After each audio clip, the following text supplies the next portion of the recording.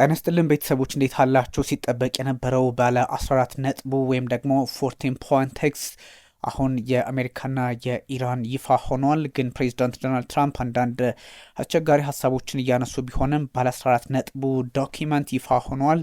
ይህ ይፋ የሆነው እንግዲህ መረጃ የሁለቱን አገራት ግንኙነት በትክክልም የሚቋጭ ወይም ጦርነቱ እንዳይቀጥል የሚያደርግ ነው። ምንም እንኳን ፕሬዚዳንት ዶናልድ ትራምፕ ድጋሚ ተመልሰን ጥቃት እንሰነዝራለን፣ ኢራንም ዋጋዋን ታገኛለች፣ እጇን ሰጣታለሁ የሚል ሀሳብ በሌላ በኩል ቢዝቱም ግን ባለ 14 ነጥቡ ሀሳብ ወይም ደግሞ ሰነድ ይፋ ሆኗል። ይህ ሰነድ እነ ሲኤንኤን፣ እነ አልጀዚራ፣ እነ አክሲዮስ እንደዚሁም ደግሞ የተለያዩ የዓለማችን መገናኛ ብዙኃን በስፋት ይዘውት ወጥተዋል። በእርግጥም የአሜሪካ የውጭ ጉዳይ ሚኒስቴር መስሪያ ቤት ይዞት የቆየ ጉዳይ ነው። አሁን በይፋ እንግዲህ ለአደባባይ በቅቷል። በዋነኝነት ቀደም ሲል ሲባሉ የነበሩትን የመግባቢያ ሰነዶች ፖይንት ወይም ነጥቦችን ሰብስቦ የያዘ ነው። ይሄ ዶክሜንት ኢስላማባድ ሜሞራንደም ኦፍ አንደርስታንዲንግ ቢትዊን ዩናይትድ ስቴትስ ኦፍ አሜሪካ ኤንድ ኢስላሚክ ሪፐብሊክ ኦፍ ኢራን በሚል መጠሪያ ነው ዶክሜንቱ የተቀመጠው።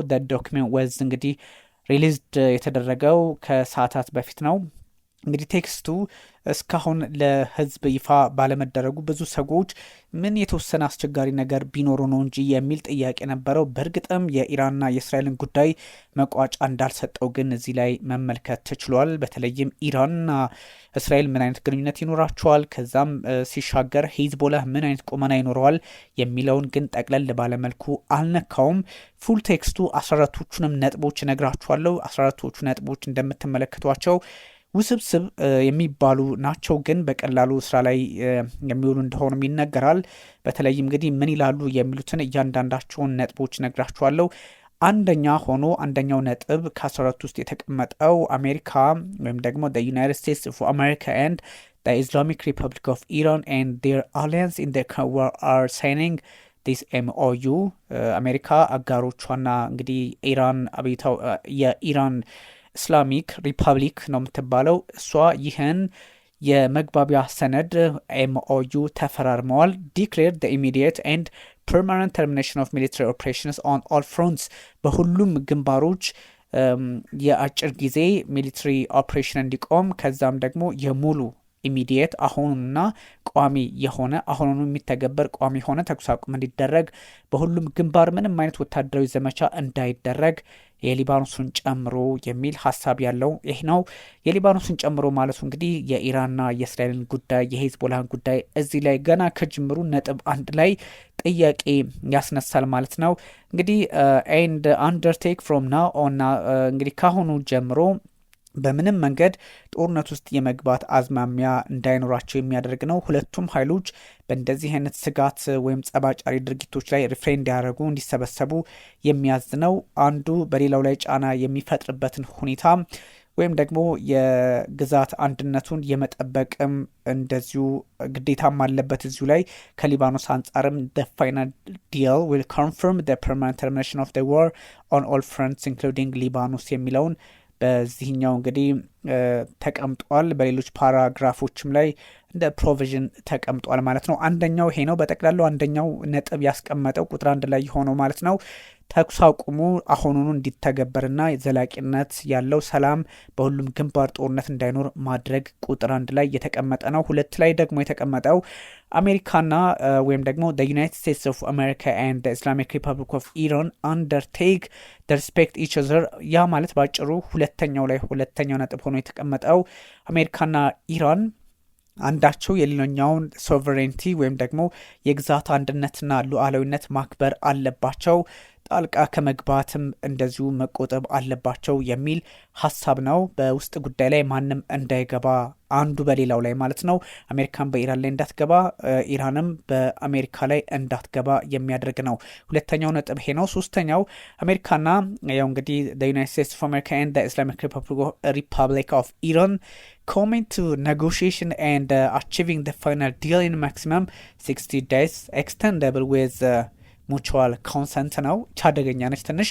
በ60 ቀናት ውስጥ ሁለቱም ጉዳዮቻቸውን አጠናቀው የመጨረሻውን ስምምነት ማድረግ አለባቸው። በ60 ቀናት ውስጥ ነው። እንደ ሁኔታው ግን በሁለቱም ምክክርና ፍላጎት ሊራዘም ይችላል ይላል ሶስተኛው።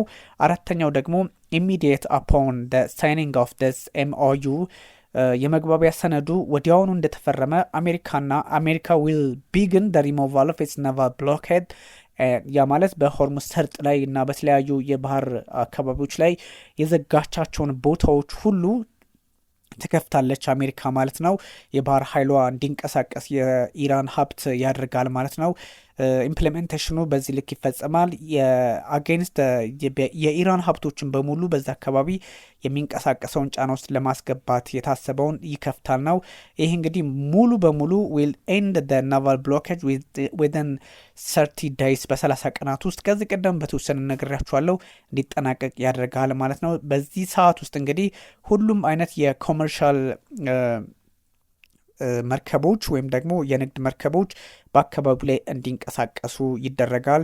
በተቻለ መጠን ደግሞ ወደ ፕሪዋር የነበረው ትራፊክ ከጦርነቱ በፊት ወደ ነበረው የሆርሙዝ ሰርጥ እንቅስቃሴ እንዲገቡ ይደረጋል ማለት ነው። ከዛም አሜሪካ ፈርዘር መታረጋቸው ነገሮች አሉ። ሪሙቭ የፎርሷን ኃይሏን ፕሮክሲሚቲ በሆነ በኢራን አካባቢ ባሉ አካባቢዎች ላይ በ30 ቀናት ውስጥም እንድታስወጣ ያደርጋል።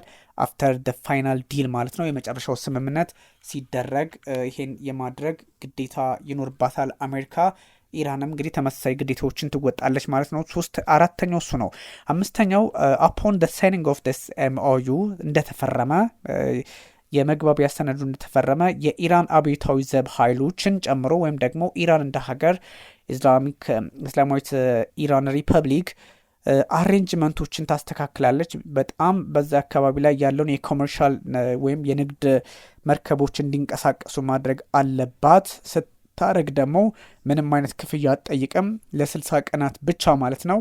ያ ማለት ወደ ፐርሺያን ገልፍ የሚገቡ ከዛም ደግሞ ወደ ኦማን እና ወደ ተለያዩ አካባቢዎች ከኦማን ወደ ፐርሺያን ገልፍ ከፐርሺያን ገልፍ ወደ ኦማን ወይም በተቃራኒው ከአንዱ ወደ ሌላው የመንቀሳቀስ መብት እና ጥበቃ የማድረግ ግዴታ ይኖርባታል። በተለይም እዛ አካባቢ ላይ ምንም አይነት ቻርጅ እንዳታረግ ያደርጋል። 5 ቁጥር ላይ የተቀመጠው ትራፊክ ኮመርሻል ቬስልስ ኢሚዲየትሊ ስታርት ኮንሲደሪንግ ያው እንግዲህ ቴክኒካል የሆኑ ነገሮች ችግሮች እዛ አካባቢ የነበሩ ኦብስታክሎች ከዚህ ኢራን ካስቀመጣቻቸው እነዚህ የባህር ላይ ማይንስ የሚባሉት ኦብስታክሎችን ወይም ደግሞ ፈንጆችንም እስከ ማጽዳት ሊደርስ ይችላል። አንዳንድ ችግሮችን እንዲያልፉ ማድረግ እና መፍቀድ ይጠበቅባታል። ይህም በ30 ቀናት ውስጥ የሚሆነው ኢስላሚክ ሪፐብሊክ ኦፍ ኢራን ዊል ኮንዳክት ዲያሎግ ዊዝ እንግዲህ ከኦማን ሱልጣኔቶች ጋር ወይም ባለስልጣናት ጋር አብራ በመስራት አካባቢው ላይ የማሪታይም እንቅስቃሴውና አገልግሎት ምን መሆን አለበት በሆርሙዝ ሰርጥ አካባቢ የሚለውን ስለ ወደፊቱ ትወያያለች። ከፐርሺያን ገልፍ ሰዎችም ጋር በተለያዩ አካባቢዎች ካሉ ማለት ነው እዛው ዙሪያ ያሉት ጋርም ትወያያለች። በህግና በዓለም አቀፍ ህግ መሰረት የአንዱንና የሌላውን ሀገር ሉዓላዊነት ባከበረ መንገድ በሆርሙዝ ፖለቲካ ላይ አብራ የመስራት ስምምነት ላይ ከነ ኦማንም ጨምሮ ወይም ደግሞ እዛ አካባቢ ካሉ ሀገራት ጋርም ከሌሎች የገልፍ ሀገራትም ጋር አብራ ትሰራለች።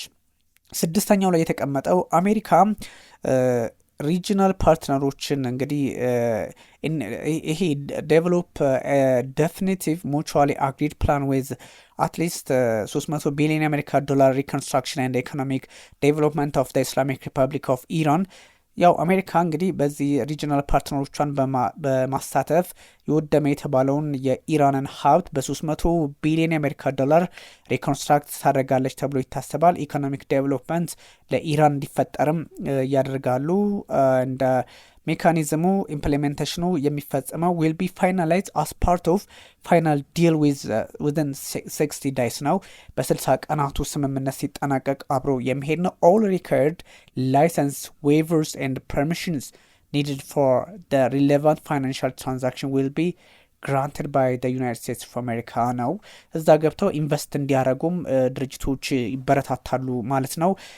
በአሜሪካም እንደዚሁ ማዕቀብ ይነሳላቸዋል። የተለያዩ እንቅስቃሴዎች ከዚህ በፊት ያለመዷቸውን ኢራኖች ያላዩቸውን ከአሜሪካ ይደረግላቸዋል ከ47 ዓመታት በኋላ ነው። ይሄኛው የሚሆነው ግን 60 ቀናቱ ከተጠናቀቀ በኋላ የመጨረሻው ወይም የፋይናሉ ስምምነት እንደሆነ ተነግሯል። እንዴት ሊሆን ይችላል የሚለው አሁን በርካቶች ሀሳብ እያነሱ ይገኛል። ፕሬዚዳንት ዶናልድ ትራምፕ ግን እኛ እዛ ሄደን ኢንቨስት አናደርግም፣ ኢንቨስት ማድረግ የፈለገ ካለ ሄዶ ኢንቨስት ያርጋ፣ አያገባንም ደግሞ የሚል ሌላ ሀሳብ ሰጥተዋል። ዞሮ ዞሮ በመግባቢያ ሰነዱ ላይ 6ኛው ላይ የተቀመጠው የ$300 ቢሊዮን ኮንስትራክሽን ነው። በሰባተኛ ያስቀመጡት የአሜሪካ እንግዲህ ተርሚኔት ኦል ታይፕስ ኦፍ ሳንክሽንስ አጌንስት ማዕቀቦቹን ሁሉ እንትን ትላለች ነው። በዋነኝነት በዩናይትድ ኔሽንስ ሴኩሪቲ ካውንስል ሪዞሉሽን ላይ በተፈጸሙ አንዳንድ ችግሮች በአይኤኢኤ ቦርድ ጋቨርነሮች አማካኝነት ወይም የተፈጸመውን ከዚህ በፊት የነበረውን የውሳኔ ሀሳብ ተርሚኔት ታደርጋለች። በጸጥታው ምክር ቤት ያለውንም ተርሚኔት ታደርጋለች። በአጭሩ እንግዲህ እንደዚህ አይነት ችግሮችን የማስወገድ ግዴታ አለባት ማለት ነው። ቁጥር 7 ላይ የተቀመጠው ከማዕቀብ ጋር የተገናኘ ነው። ቁጥር 8 ላይ የተቀመጠው ደግሞ the Islamic Republic of Iran reaffirms that it shall not procure or develop nuclear weapons። ይሄ በጣም ቁልፍ ነው።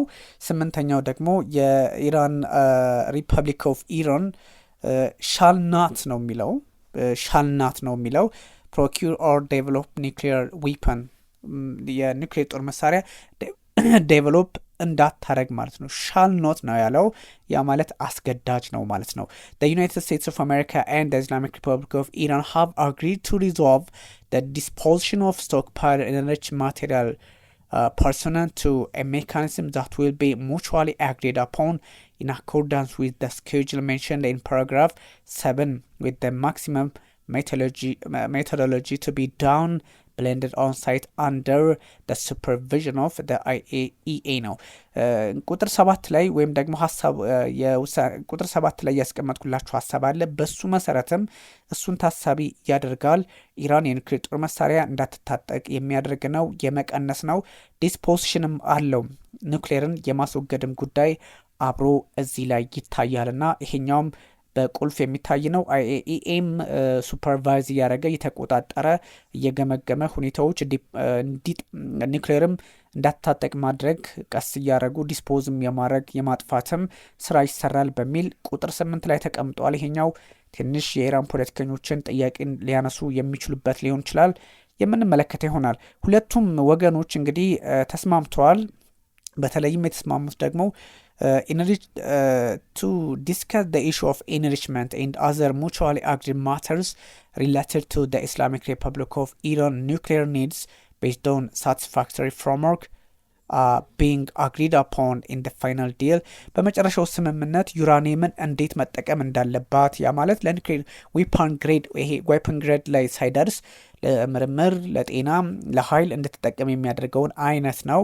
ግን ዲስፖሳል ላይ ወይም ደግሞ ማስወገድ ላይ ትኩረት አድርገዋል። the final deal will confirm the provisions of this paragraph and the Islamic Republic of Iran acknowledge the critical importance of the nuclear issues above mentioned. They express their intention to immediately address these issues in negotiation in order to achieve mutual agreement on them. በውይይት ይቀጥላል ነው of course እንግዲህ ታጠቀችውም አልታጠቀችውም ወይም ደግሞ በምን አይነት አቅም ላይ በምን አይነት ቴክኖሎጂ ላይ በምን አይነት የሴንተር ፌጅ አቅም ላይ መቆም አለባት የሚለውንም በድርድር በእርግጥ ይቀጥሉበታል። ስምምነቱ ግን እዚህ ላይ 8 ቁጥር ላይ የተቀመጠው ይሄ ነው። 9 ቁጥር ላይ የተቀመጠው ፔንዲንግ the final deal የፋይናል ዲሉን ከያዝም በኋላ ዩናይትድ ስቴትስ ዩኤስኤ እና እንግዲህ ኢራን to maintain the status quo ነባራዊ ሁኔታዎችን ሜንቴን ያደርጋሉ። ከዚህ ቀደም የነበሩትንም the Islamic Republic of Iran will maintain the current status quo of its nuclear program and the United States of America will not impose any new sanction and will not deploy additional forces in the region። ይሄ አሜሪካ ተጨማሪ ኃይሎችን ጦሩን አካባቢው ላይ አታሰፍርም፣ ምንም አይነት ሳንክሽን አትጥልም፣ ያሉትን ነባራዊ ሁኔታዎች ግምት ውስጥ ያስገባሉ። ኢራን እንግዲህ ዊል ሜንቴን the current status quo of its nuclear program አሁን ያላትን የኒውክሌር ፕሮግራም ስታተስ ኮ ትይዛለች ነባራዊ ሁኔታውን እና አሜሪካ ደግሞ will not impose any new sanction አጥልባትም and will not deploy additional force in the region ተጨማሪ ኃይል ወይም ጦር ቀጠናው ላይ አታሰፍርም ብሎ የተቀመጠ ጉዳይ ነውና ትንሽ ይችኛው ላይ ክላሪፊኬሽን ይፈልጋል። ግን ከስምንተኛው ጋር አብሮ የሚሄድ ነው። አስረኛ አሜሪካ ኢሚዲየትሊ አፖን ምንድነው የምታደርገው? ኤምኤዩ እንደተፈረመ አንቲል ዘ ተርሚኔሽን ኦፍ ሳንክሽንስ የስ ዲፓርትመንት ትሬዠሪ ዊል ኢሹ ዌይቨር ፎር ዘ ኤክስፖርት ኦፍ ኢራን።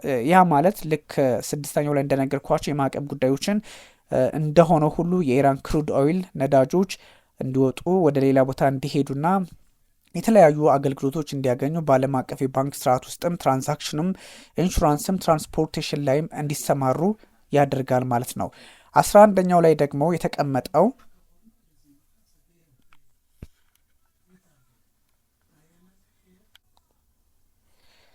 11ኛው ላይ የተቀመጠው አሜሪካ አሁንም ፉሊ አቬይላብል ፎር ዩዝ ኦፍ እንግዲህ ፉሊ አቬይላብል ፎር ዩዝ ዘ ፍሮዘን ኦር ሪስትሪክትድ ፈንድስ ኤንድ አሴትስ ኦፍ ዘ ኢስላሚክ ሪፐብሊክ ኦፍ ኢራን አፖን ዘ ኢምፕሊሜንቴሽን ኦፍ ዲስ ኤምኦዩ ነው።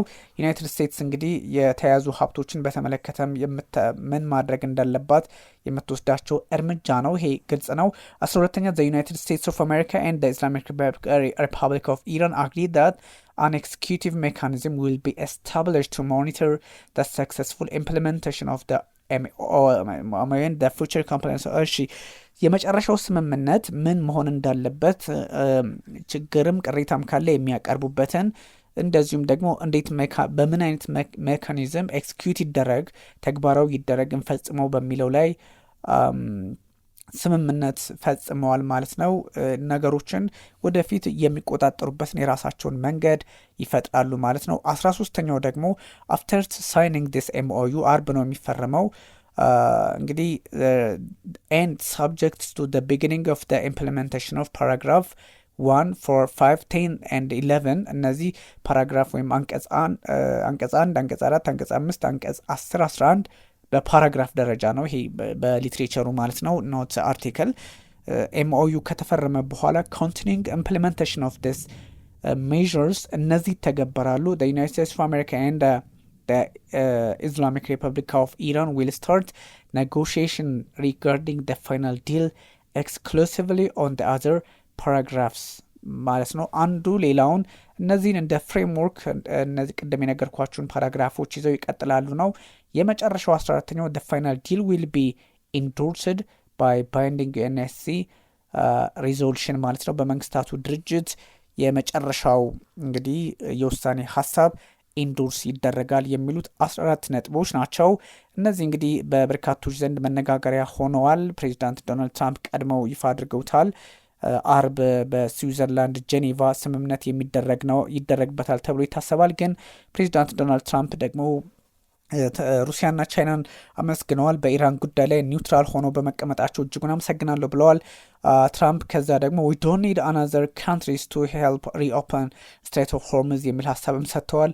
ሌላ ሀገር ሆርሙዝን እንዲከፍትልን እኛ አንፈልግም ብለዋል። ትራምፕ says US will bomb the hell out of Iran if country fails to comply with the deal ከስምምነቱ ጋር አብራ የማትሄድ ከሆነ ወደ ድርድሩ እንመጣለን ነው። I let them know. I said, look, if you don't adhere to the agreement, I don't want to do that, but we are going to bomb the hell out of you የሚል ደግሞ አደገኛ ሀሳብ በሌላ መንገድ ሰጥቷል። የትም ቦታ ሆናችሁ የቦምብ ምንድን ነው ማዕበልን ብቻ ሳይሆን ሄል ሲኦል የቦምብ ሲኦል ይወርድባችኋል ነው የሚሉት። ግን ስምምነቱ እንደሚቀጥል በግልጽም ተቀምጧልና ከዚህ ከሚናብ አካባቢ 165 እና ከዛም በላይ ልጃገረዶች ባለቁበት ትምህርት ቤት ላይ nobody did that on purpose የሆነ ማንም ቢሆን አስቦበት አልፈጸመውም የሚል ሀሳብም ሰጥተዋል። ከዛ ውጭም ደግሞ ትራምፕ ከ84 እስከ 85 በመቶ የሚሆነው የኢራን ሚሳይል ኖክድ አውት ሆኗል፣ ተወግዷል ብለዋል። ትራምፕ says he thinks Israel leaders happy about US Iran deal ብለዋል። ትንሽ አስቸጋሪ ነው። በኢራንና እንግዲህ ደስተኛ ናቸው በኢራንና በእስራኤል በአሜሪካ ድል ይህ ስምምነት ብለዋል የጠቅላይ ሚኒስትር ቤንያሚን ኔታንያሁ መንግስት። ግን አላየንም። ትራምፕ says if people want to invest they can invest in Iran በኢራን $300 ቢሊዮን ቅድም በነገርኳቸው አንቀጽ አማካኝነት በኢራን ፖለቲካ ላይ ተሳትፎ ማድረግ የሚፈልጉ $300 ቢሊዮን ስምምነት በተመለከተ እኛ ኢንቨስት ማድረግ አንፈልግም፣ ግን ኢንቨስት ማድረግ የፈለገ ሄዶ ኢንቨስት ማድረግ ይችላል የሚል ሀሳብ ሰጥተዋል። ትራምፕ አረብ ኤምሬቶች ድሮፒንግ ቦምብስ ታንክስ ፓኪስታን ካተር ፎር ሚዲዬሽን የሚል ሀሳብ ሰጥተዋል። ይህን ሁሉ ቦምብ የወረደው ማን ይመስላችኋል? አረብ ኤምሬቶች ጭምር እኮ ናት፣ ዩኤኢ ጭምር ናት፣ ዩኤኢም ናት በሚል ሀሳብ ሰጥተዋል። እነዚህ ጉዳዮች እንግዲህ እነ ፕሬዚዳንት ዶናልድ ትራምፕ እጅግ አስቸጋሪ የሆነ የፖለቲካ መንገዳቸውን የሚያሳዩበት ሆኗል። ግን 14ቱ ነጥቦች ዛሬ ይፋ መሆናቸውም እንደዚሁ ይፋ ሆነዋል ወይም ደግሞ በግልጽ ተቀምጧል። ውድ ተመልካቾቻችን እነዚህ መረጃዎች እንዲደርሷችሁ ከመፈለግ አንጻር ነው። ታንክ ዩ ቨሪ ማች።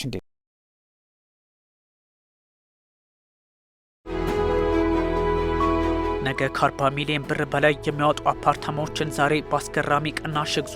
በፍጥነትና በጥራት የሚታወቀው ቴም ሪል ስቴት ሳር ቤት አደባባይ ከዳንስ ፓቭሊየን ህንፃ አጠገብ አዲስ ሳይት ይዞልዎት ቀርበዋል። ቢኖሩበት የዲፕሎማት ሰፈር ቢያከራዩት በዶላር ባለ 1 መኝታ በሙሉ ክፍያ በ6.3 ሚሊዮን ብር ብቻ፣ ባለ 2 መኝታ በሙሉ ክፍያ በ8.3 ሚሊዮን ብር ብቻ፣ ባለ 3 መኝታ በሙሉ ክፍያ በ11.4 ሚሊዮን ብር ብቻ።